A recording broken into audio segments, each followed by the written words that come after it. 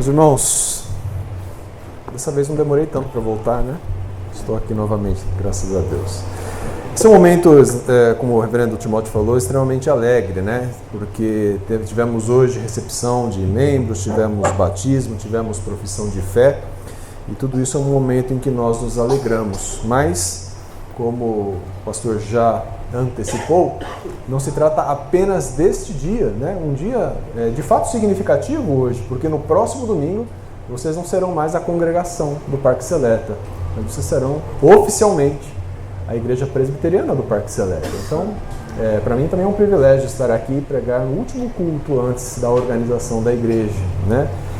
Mas é um momento de alegria também por tudo isso que vocês têm passado nos últimos meses, no último ano de maneira especial, buscando em Deus a sabedoria, a iluminação, para que tudo pudesse ocorrer como pela graça dele tem ocorrido, para que então esse momento chegasse ao seu ápice. E eu fiquei sabendo que vocês estão sendo instruídos nas cartas do Apocalipse, especificamente para tratar desse assunto, dessa pergunta, né? O que será de nós? Não é? Então, o que será de nós agora que nós estamos nos organizando como igreja? O que será de nós agora em que nós, de uma maneira mais enfática, mais própria, estaremos andando e caminhando como uma igreja realmente organizada e não mais como uma congregação? Essa é uma pergunta que muito provavelmente veio à mente de todos vocês e ficou mais claro ainda quando vocês começaram a ouvir essas mensagens sobre esse tema. O que será de nós? Então, para que nós possamos dar continuidade a essa série de exposições, eu os convido a abrirem as suas Bíblias no livro do Apocalipse, capítulo 3. E nós veremos hoje a última das 7 cartas do Apocalipse, a carta à igreja que estava em Laodiceia. Apocalipse, capítulo 3. Faremos a leitura dos versículos de 14 até 22.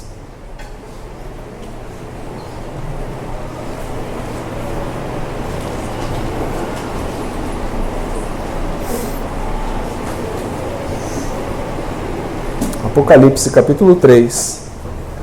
A partir do versículo 14, nós lemos assim: Ao anjo da igreja em Laodiceia, escreve estas coisas, diz o Amém, a testemunha fiel e verdadeira, o princípio da criação de Deus. Conheço as tuas obras, que nem és frio nem quente. Quem dera fosses frio ou quente. Assim, porque és morno e nem és quente nem frio, estou a ponto de vomitar-te da minha boca, pois dizes: estou rico e abastado e não preciso de coisa alguma, e nem sabes que tu és infeliz, sim, miserável, pobre, cego e nu. Aconselho-te que de mim compres ouro refinado pelo fogo para te enriqueceres, vestiduras brancas para te vestires, a fim de que não seja manifesta a vergonha da tua nudez, e colírio para ungires os olhos, a fim de que vejas. Eu repreendo e disciplino a quantos amo. Sê, pois, zeloso e arrepende-te. Eis que estou à porta e bato. Se alguém ouvir a minha voz e abrir a porta, entrarei em sua casa e cearei com ele e ele comigo. Ao vencedor, dar-lhe-ei sentar-se comigo no meu trono, assim como também eu venci e me sentei com meu Pai no seu trono. Quem tem ouvidos, ouça o que o Espírito diz às igrejas. Vamos orar. Santo e bendito Deus, tua palavra foi lida, Senhor. Dá-nos graça, Senhor, para que mais uma vez nós possamos expor a verdade contida na tua palavra.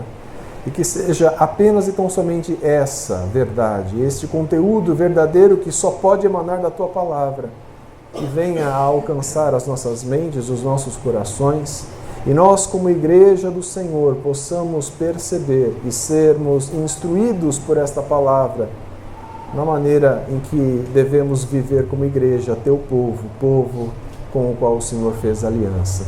Nos ajuda, Senhor, dá-nos da tua graça e do entendimento que vem do alto.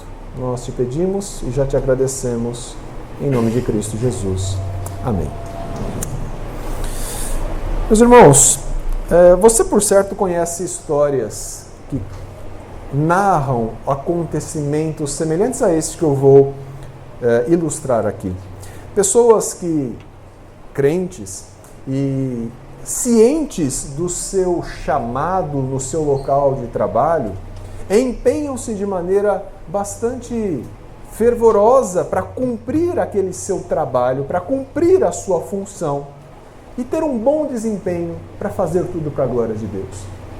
Você, por certo, conhece pessoas que, empenhadas nisso, em fazer o melhor para Deus no seu trabalho, acabam recebendo tantas bênçãos e tanta graça da parte de Deus, que acabam progredindo no seu trabalho, que acabam sendo reconhecidos pelo bom trabalho feito, que acabam recebendo muitos méritos e reconhecimentos que fazem com que essas pessoas progridam na sua carreira, sejam alcançados por melhores salários, melhores condições de trabalho, muitas vezes cargos de mais responsabilidade, e com isso conseguem receber e alcançar e conquistar coisas que eram antes apenas sonhos. E essas pessoas então conseguem perceber que essas bênçãos que chegam até eles, sejam por meio de propriedade, sejam por meio de bens, sejam por meio daquelas viagens tão sonhadas, e que agora, por conta do seu bom desempenho, por conta das bênçãos que Deus tem derramado através do seu trabalho e através das boas consequências do seu trabalho, essas pessoas então agora têm a oportunidade de desfrutar dessas bênçãos. E elas não têm dúvida de que essas bênçãos vêm das mãos de Deus. Mas você também talvez conheça algumas dessas pessoas que, com o passar do tempo, foram se envolvendo cada vez mais com essas bênçãos. Foram dedicando o seu tempo cada vez mais àquilo que era prova da graça e da misericórdia de Deus. E foram tendo cada vez menos tempo para se dedicarem às coisas de Deus. Aquele seu empenho inicial, aquelas suas obras iniciais, aquele seu amor do princípio, passou a dar lugar ao cuidado com aquelas coisas que vieram da mão de Deus, mas que agora, por alguns motivos, toma todo ou quase todo o tempo dessa pessoa. Talvez você conheça histórias semelhantes a essa. E a carta de Cristo à igreja de Laodiceia, registrada por João no livro do Apocalipse, nos fala de algo semelhante a essa situação. Aquela igreja estava dando muito valor às coisas que ela tinha recebido da parte de Deus e estava perdendo o seu foco. Em resposta à pergunta, o que será de nós, à luz de Laodiceia, nós podemos talvez responder ou enxergar a resposta que nós podemos perceber nesse texto. Não perca o verdadeiro foco. Não perca o verdadeiro foco. E o que o apóstolo João vai nos ensinar aqui é uma advertência para que nós não nos enganemos, nos satisfazendo com bênçãos materiais em lugar das verdades celestiais. Não nos enganemos, meus irmãos, nos satisfazendo com bênçãos materiais, colocando-as no lugar das verdades celestiais. O apóstolo João vai nos mostrar isso, apresentando as verdades a respeito dessa afirmação. E ele apresenta 3 verdades nesse texto. A primeira dessas verdades é que a perda de foco, ela sempre vai se tornar evidente. Às vezes a gente acha que o foco que nós temos em determinada área da nossa vida, ou como igreja, o foco que nós temos como igreja, ele nunca pode ser perdido. E se eventualmente ele se perder, vai ser difícil de se notar, mas isso não é verdade. Esse texto, nessa carta à igreja de Laodiceia, deixa claro que a perda do foco de uma igreja sempre vai se tornar evidente aos demais irmãos. Veja quando o texto no capítulo, a partir do primeiro capítulo, do primeiro versículo que nós lemos, o versículo 4, nós lemos: ao anjo da igreja em Laodiceia escreve, estas coisas diz o Amém, a testemunha fiel e verdadeira, o princípio da criação de Deus. Meus irmãos, o abandono da verdade por parte da igreja sempre vai ser notado pelas demais pessoas. Sempre. Pode demorar um pouco, pode demorar menos, mas quando uma igreja abandona a verdade, isso sempre vai se notar. É curioso que Jesus, ele se apresenta aqui de uma maneira diferente da maneira como ele é apresentado nas demais cartas. Nas demais cartas sempre há uma relação, uma associação mais forte a como Cristo se apresenta ali no primeiro capítulo do Apocalipse. Mas aqui, de maneira especial, ele se apresenta como o Amém. O que é o Amém? A palavra Amém, que é tão popular no Novo Testamento, ela tem origem no Antigo Testamento. E lá no Antigo Testamento, essa palavra ela era um verbo. E um verbo, portanto, ele indica ação. E a ação que ele indicava ali no Antigo Testamento era uma ação de confirmar. Era uma ação de verificar, de dar, de fato, autenticidade a alguma coisa. O verbo amém no Antigo Testamento sempre estava ligado a um ato de dar uma verificação a respeito de algo, uma autenticação a respeito de algo, uma confirmação a respeito de alguma coisa. Por isso que a palavra crer, ela deriva dessa palavra amém. Porque quando você crê, você está dando fé a alguma coisa, a alguém. Quando se crê em Deus, está se dando fé àquilo que Deus fala por meio da sua palavra. Essa é a origem da palavra lá no Antigo Testamento. No Novo Testamento, ela tem um sentido muito próximo. É o sentido de expressar veracidade. E Jesus usou muitas vezes a palavra amém. Sabe quando você lê lá de maneira especial no Evangelho de João, em verdade vos digo. A expressão em verdade é a palavra amém. Então Jesus está falando amém, amém. E o que ele está querendo dizendo? Olha, de maneira verdadeira, de maneira que eu comprovo a verdade daquilo que eu vou dizer agora. Prestem atenção. Ele está chamando atenção para a verdade. E veja, Cristo se apresenta aqui à igreja de Laodiceia como estas coisas diz o Amém. Aquela igreja, meus irmãos, ela tinha perdido o foco. E a primeira evidência que ela perdeu o foco é que ela abandonou a verdade central. E ao abandonar a verdade, Jesus se apresenta diante da igreja como o Amém, como aquele que é verdadeiro. Veja que em seguida ele diz, a testemunha fiel e verdadeira. E depois ele fala o princípio da criação de Deus.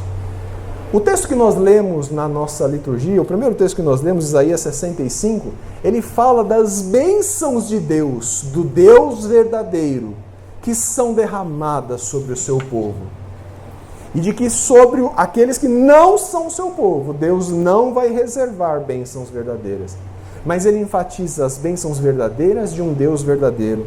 Se você prestou atenção no versículo 16 lá de Isaías 65, nós lemos o seguinte, pelo Deus da verdade é que se abençoará. E aquele que jurar na terra, pelo Deus da verdade é que jurará. O Deus da verdade, ele agora encontra eco lá no Apocalipse, na pessoa de Jesus. O Deus da verdade, esperado e aguardado no Antigo Testamento, pelas palavras inspiradas de João, está personificado em Jesus Cristo. E é assim que ele se apresenta à igreja de Laodiceia, o Amém. A testemunha fiel e verdadeira, o princípio da criação. Jesus é o verdadeiro Deus e ele está sendo apresentado de maneira enfática, desta maneira, agora, à igreja de Laodiceia. Eles tinham que entender que não há verdadeira igreja. A parte do Deus verdadeiro, não há verdadeira igreja. A parte do Deus verdadeiro. Eles tinham que entender que Jesus era a verdadeira testemunha, o verdadeiro modelo de perseverança em meio a toda a vida da igreja. O verdadeiro testemunho que um crente, o verdadeiro testemunho que um membro de uma igreja pode dar, é o testemunho que vem da imitação daquele que é a verdadeira testemunha. O verdadeiro testemunho que você, como membro da igreja presbiteriana do Parque Seleta, pode dar é imitar a verdadeira testemunha, a testemunha fiel e verdadeira. E a verdade de Deus, meus irmãos, é possível ver expressa na criação. Por isso que ele é o princípio da criação de Deus. Mas eles não apenas tinham abandonado a verdade central do papel principal da igreja, não apenas isso, mas era possível perceber a esterilidade daquela igreja. E a esterilidade da igreja, meus irmãos, sempre vai se tornar evidente.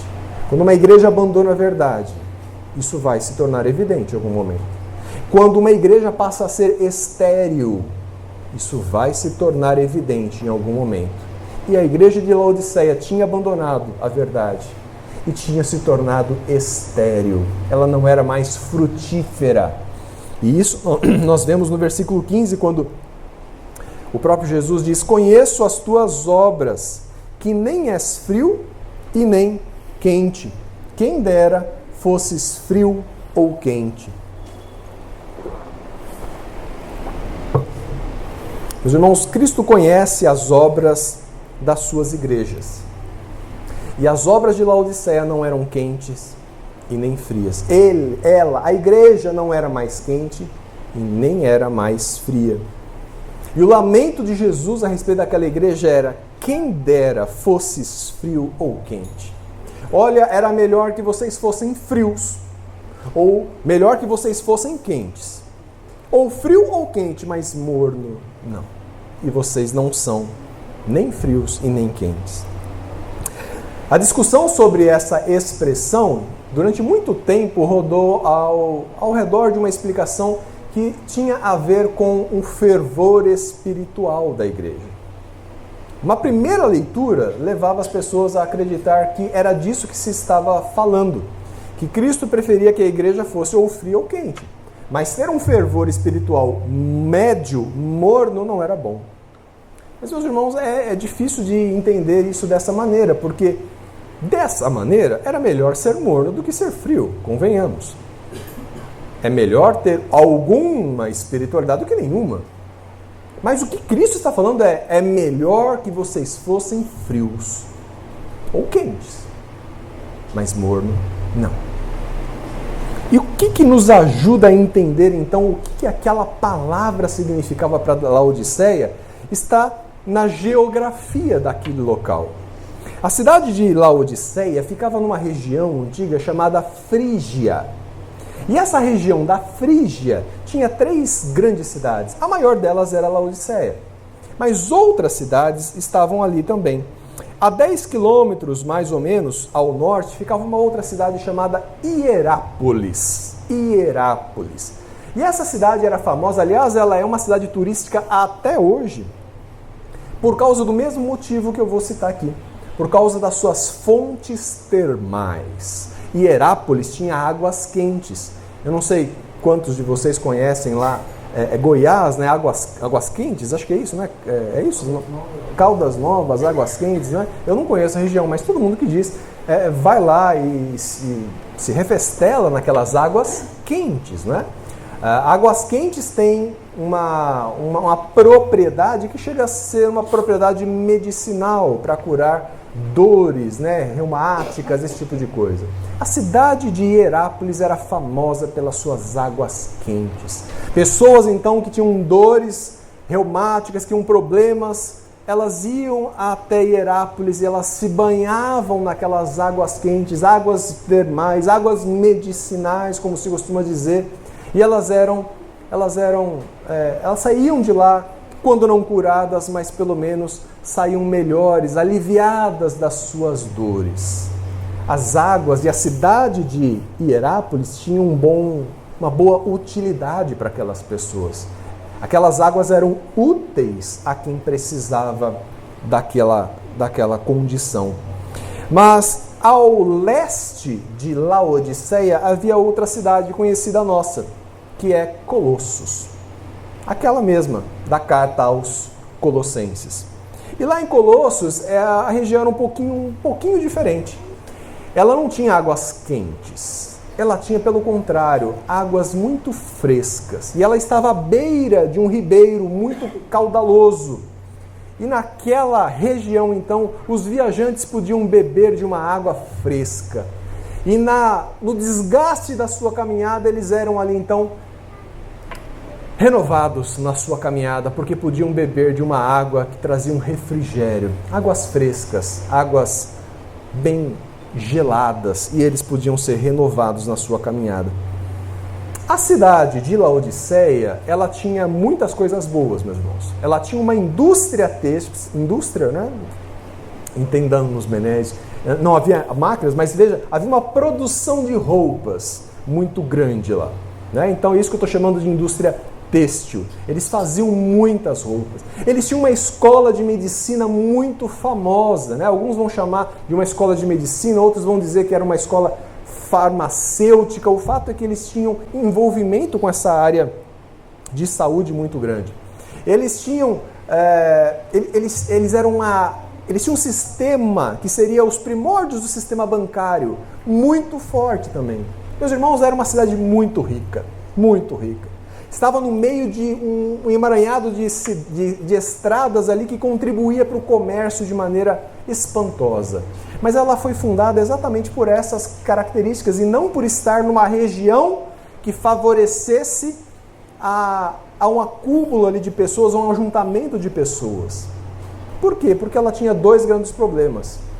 Esses eram os benefícios e as vantagens de se morar em Laodiceia. Uma cidade rica, com a boa produção de roupas, com uma escola de medicina muito reconhecida e com pessoas com muitas posses morando lá.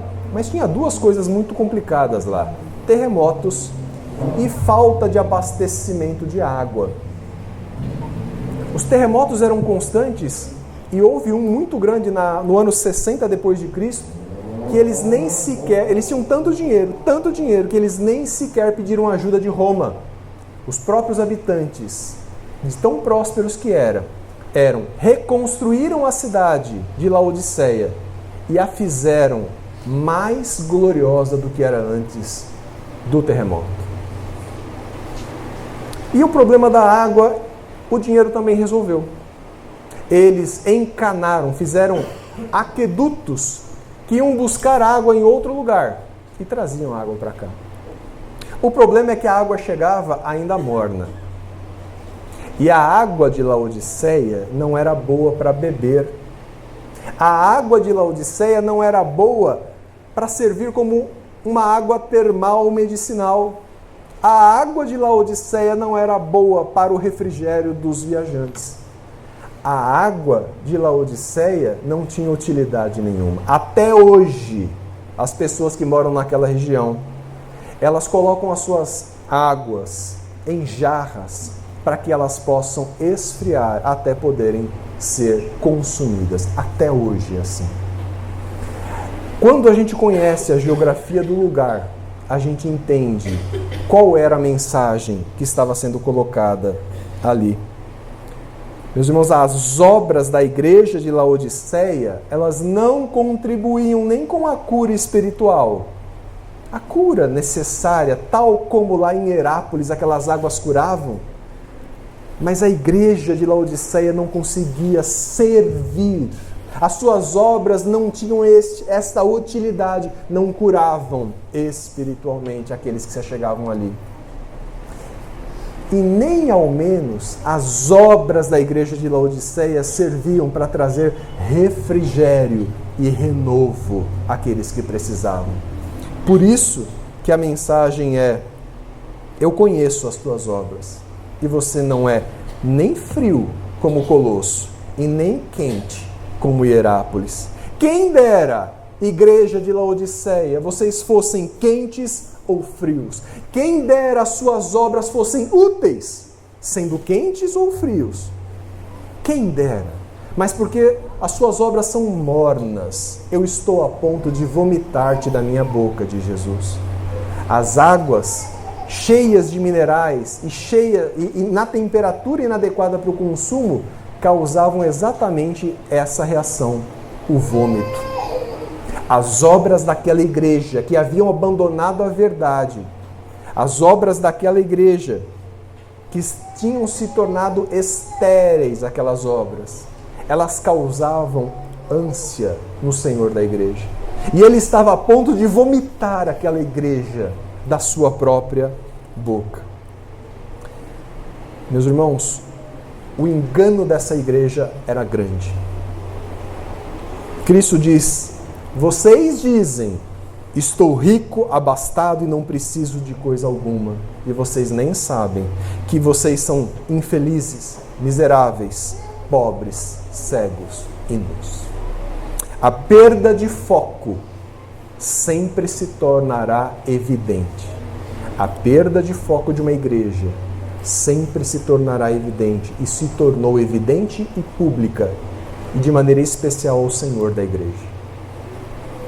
Mas, meus irmãos, a misericórdia de Deus é o caminho para se voltar ao foco. Se a perda de foco se torna evidente, a solução para isso e a alegria que nós podemos ter é que a misericórdia de Deus é o caminho para se voltar ao foco.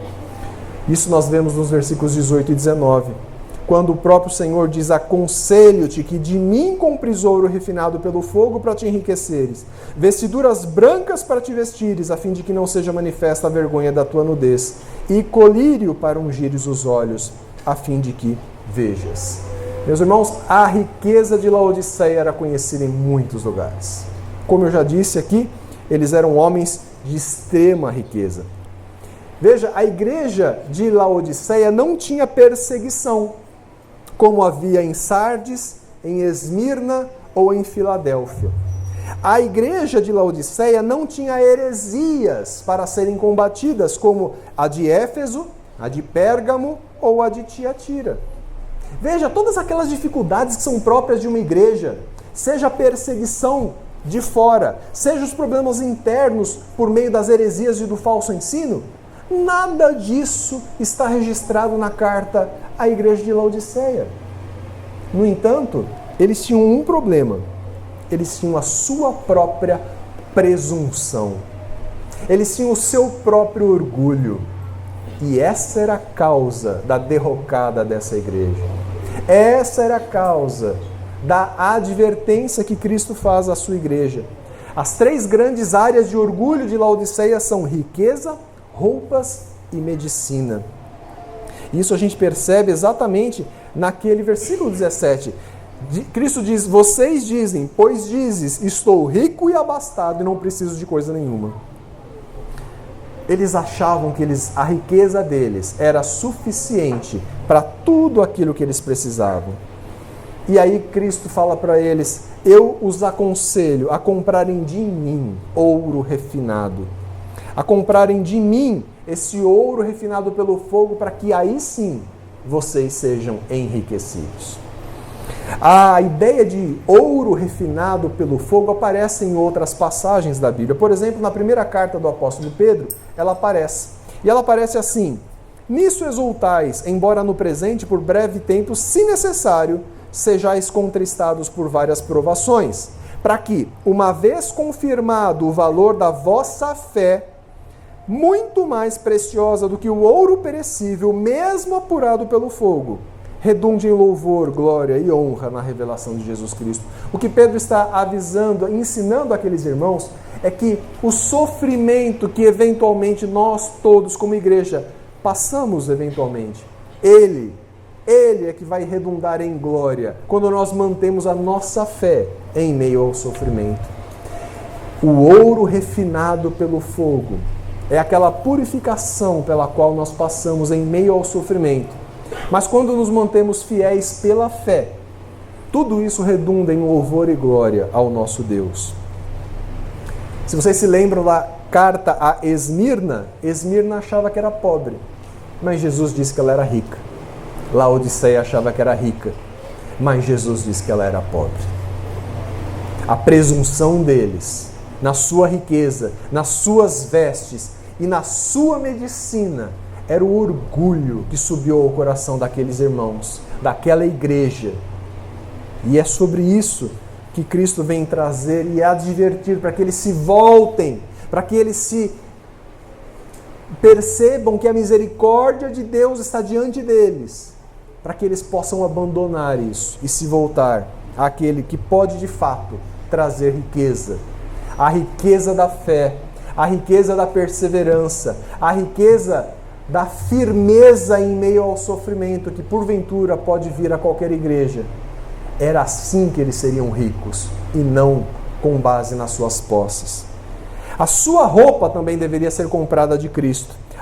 A indústria, como eu disse, a indústria têxtil de Laodiceia produziu uma lã negra, uma lã escura, uma lã preta e brilhante, muito famosa naquela região. Era uma lã que não havia outra igual. As lãs, de maneira geral, são claras, mas a lã tingida ali na igreja de Laodiceia, alguns dizem que era tingida até por certas substâncias que havia naquela água.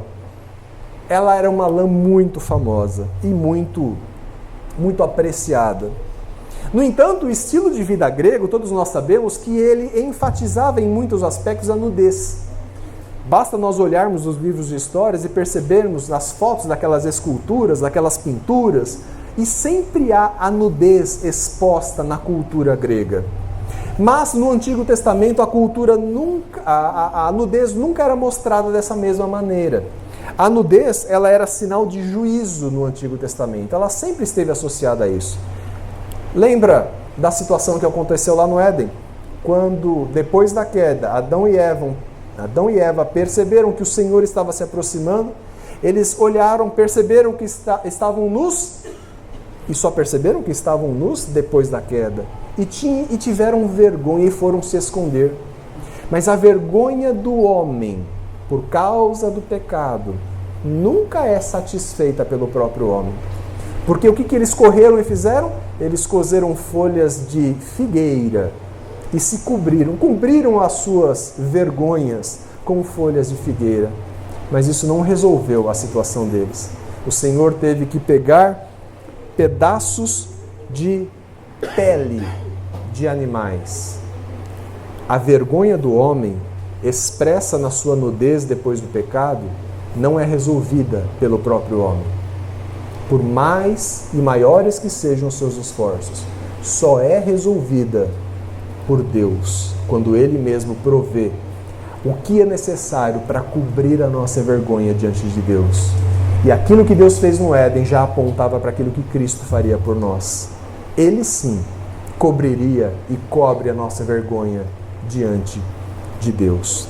Meus irmãos, os laodicenses, eles se orgulhavam das suas vestimentas, mas Cristo fala que eles estavam nus.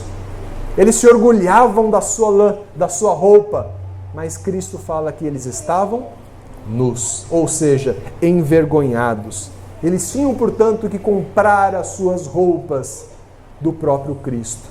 Ele, como nós vimos no Éden, é o único que pode cobrir as nossas vergonhas. E eles tinham muito orgulho também da sua escola de medicina. Eles tinham um remédio lá que era conhecido como pó frígio. Frígio em relação à região da Frígia, como eu falei. Era um pó que era misturado com um líquido, virava um colírio e curava a maior parte dos problemas oftalmológicos. E eles se orgulhavam demais disso. Aquela escola de medicina produzia remédios de grande qualidade. Mas apesar disso, Cristo fala que eles eram cegos. Eles se julgavam ricos, mas Cristo fala que eles são pobres. Eles se julgavam nobres pelas suas vestimentas, mas Cristo fala que eles eram nus. Eles se orgulhavam da sua medicina e de resolver problemas de visão, mas Cristo diz que eles eram cegos. Eles eram cegos. O próprio Jesus, lá no Evangelho de João, ele cura um cego. E quando ele cura aquele cego passa a ver fisicamente. Os seus olhos enxergam. Mas é preciso percorrer um pouco mais o texto ali no capítulo 9. E quando estamos caminhando para o final do capítulo 9, nós percebemos que aí sim, aquela cura dos olhos físicos ela chega à cura dos olhos espirituais. E o trecho a partir do versículo 35 diz o seguinte, que ouvindo Jesus, que tinham expulsado aquele homem que ele havia curado, encontrando-o, Jesus lhe pergunta, crês tu no Filho do Homem? Ele respondeu e disse, quem é, Senhor, para que eu nele creia? E Jesus lhe disse, já o tens visto, é o que fala contigo. Então afirmou ele, creio, Senhor, e o adorou.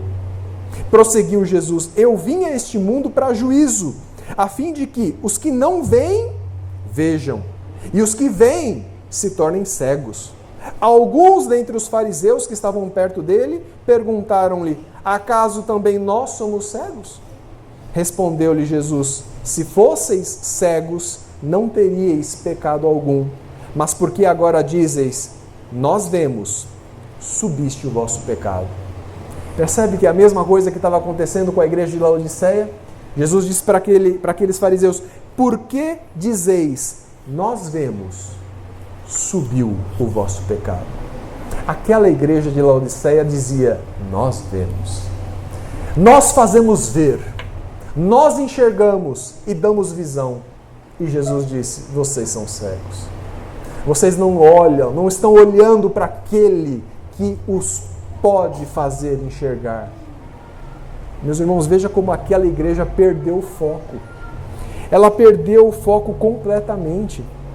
A perda de foco, ela se tornou evidente e as suas obras, todas elas se tornaram estéreis, porque eles abandonaram a verdade. Mas agora Cristo vem falar que a misericórdia de Deus é o caminho para eles voltarem ao foco. Versículo 19, eu repreendo e disciplino a quantos amo.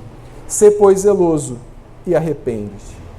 A disciplina e a repreensão de Deus eram a evidência do seu amor por aquela igreja. Eu repreendo e disciplino quantos amo. Só duas igrejas ali nas cartas do Apocalipse tem o registro de que Jesus as amava. Filadélfia e Laodiceia. Jesus amava aquela igreja. Aquela era uma igreja de Cristo. Aquela era uma igreja que tinha perdido o foco, tinha abandonado o foco. Mas Jesus ainda ama aquela igreja. E por amar aquela igreja, ele diz, eu repreendo e eu os disciplino. E como consequência dessa percepção de amor de Deus por eles deveriam tomar duas atitudes. Serem zelosos e se arrependerem. Ser zeloso é ter dedicação, é voltar às suas obras, mas não a obras infrutíferas, não a obras que não glorificam a Deus, não a obras que têm no seu centro as bênçãos de Deus apenas, mas o Senhor que dá as bênçãos. Arrepende-te e sejam zelosos. Essa é a palavra de Deus. Quando nós lemos aquele texto famoso de Hebreus que fala sobre repreensão, lendo ele na outra versão, na NVI, por exemplo, você percebe o seguinte, meu filho, não desprezes a disciplina do Senhor, nem se magoe com a sua repreensão, pois o Senhor disciplina a quem ama e castiga todo aquele a quem aceita como filho. O Senhor estava disciplinando aquela igreja, porque Ele amava aquela igreja. E porque Ele não queria ver aquela igreja perder o seu foco, continuar a desviar-se do seu foco. A misericórdia de Deus é o caminho para se voltar ao verdadeiro foco. Eles tinham que olhar para Cristo, comprar dele ouro refinado pelo fogo, comprar as suas vestiduras para não ficarem mais mostrando as suas vergonhas, e comprar dele o colírio, para que aí sim eles pudessem enxergar as verdades espirituais. Sejam zelosos e arrependam-se. E a terceira afirmação que João faz a respeito daquela igreja é que o segredo de voltar ao foco é ouvir a palavra de Deus.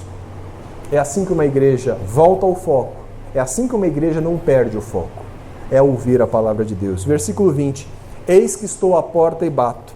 Se alguém ouvir a minha voz e abrir a porta, entrarei em sua casa e cearei com ele e ele comigo. Esse é outro texto que muitas vezes foi confundido com um texto evangelístico. Um texto evangelístico é um texto direcionado às pessoas que são ímpias, que não conhecem a Deus, aos incrédulos que não conhecem o Senhor. Isso é um texto evangelístico, quando você apresenta as boas novas do Evangelho a alguém que não o conhece. Mas não é o caso. Essa palavra foi direcionada a uma igreja que o Senhor amava, a uma igreja que havia perdido o seu foco, mas que continuava a ser igreja do Senhor. Esse não é um texto evangelístico, esse é um texto de repreensão, esse é um texto de advertência, que a igreja do Senhor deve ouvir a sua palavra. Eis que estou à porta e bato, se alguém ouvir a minha voz. Meus irmãos, ouvir a palavra de Deus é o caminho para a comunhão com Deus. Eu entrarei em sua casa, cearei com ele e ele comigo. Ouvir a voz de Deus é o caminho para a comunhão com Deus. Dar ouvidos à voz do Senhor é o que uma igreja deve fazer para ter comunhão plena.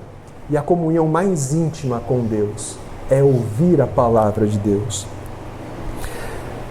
Arrependimento e zelo de uma igreja, ouvindo a palavra do Senhor, gera uma comunhão que não há igual.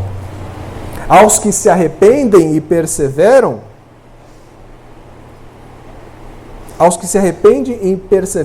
Jesus diz: em verdade vos digo que vós, os que me seguistes, quando na regeneração o Filho do Homem se assentar no trono da sua glória, também vós assentareis em 12 tronos para julgar as 12 tribos de Israel.